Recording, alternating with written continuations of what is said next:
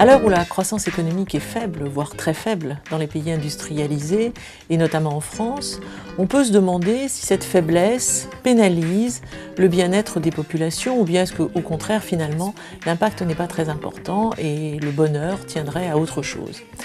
Cette question intéresse beaucoup les économistes depuis le début des années 70.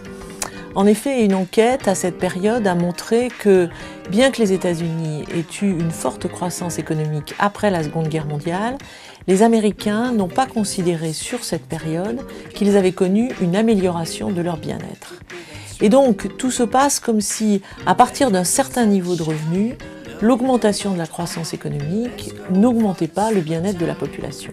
C'est un résultat qui est un peu intriguant et qui est très intéressant puisque ça signifierait qu'à partir d'un certain niveau, finalement, la croissance économique n'est pas si intéressante que cela.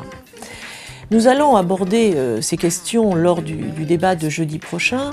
Nous rappellerons comment on mesure la croissance, nous rappellerons les débats qui ont eu lieu sur la mesure du PIB, ces débats qui ont donné lieu à beaucoup de rapports, etc. Donc nous présenterons les principales conclusions, est-ce qu'il y a eu des améliorations, que peut-on en tirer? Et puis nous nous intéresserons aussi aux résultats des enquêtes qui ont été faites sur le bien-être des populations. Ces enquêtes ont été faites dans un grand nombre de pays et les résultats sont intéressants, ils sont souvent assez proches et nous verrons dans quelle mesure ils peuvent être liés à la croissance économique.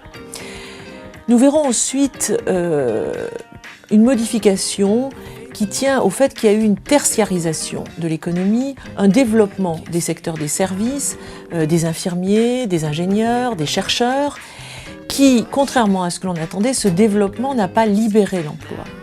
Les conditions de travail demeurent très concurrentielles et difficiles, et les espoirs d'une société post-industrielle qui serait plus tournée vers la création ont été déçus. Et là, on se rend compte qu'il y a un autre aspect dans cette histoire, un autre aspect qui n'est peut-être pas tellement économique. Le fait que l'on n'ait pas vraiment de projet de société, que l'on soit pour ou que l'on soit contre, mais que ce projet existe, conduit à penser que l'on est dans une société décadente et que peut-être on passe à côté du bonheur. Et là, on n'est plus dans une question économique et donc les solutions ne sont pas économiques.